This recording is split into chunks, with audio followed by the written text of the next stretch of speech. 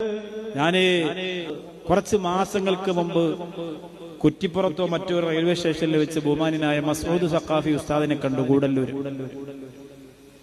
അതേവിടെ പ്രഭാഷണം കഴിഞ്ഞിട്ട് അവിടെ ഇറങ്ങി. ഞാൻ മറ്റൊരു പ്രസംഗത്തിന് പോകാൻ വേണ്ടിയിട്ട് അടുത്ത സ്ഥലത്തിറങ്ങി.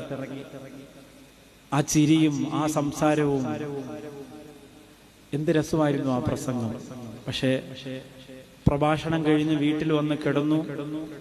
സുബഹിയോടടുത്ത സമയത്ത് അദ്ദേഹം നെഞ്ചുവേദന വന്ന് മരണപ്പെട്ടുപോയി.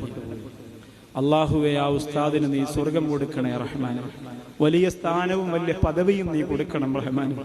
എന്റെ മുത്തായ ഹബീബ് നബി മുഹമ്മദ് മുസ്തഫ സല്ലല്ലാഹു അലൈഹി വസല്ലമ തങ്ങളെ കുറിച്ച് വൃത്തിയായി മഹബ്ബത്തോടെ സംസാരിച്ചിരുന്ന ഇഖ്ലാസുള്ള മനുഷ്യനായിരുന്നു റബ്ബേ.